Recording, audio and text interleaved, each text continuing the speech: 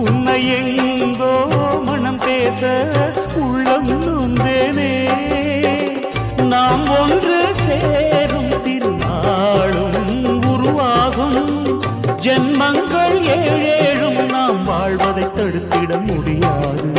ஆவாயந்தன் நிலவே விண்ணிலவே, என் வாழ்வே நீதான் நிலவே விண்ணிலவே.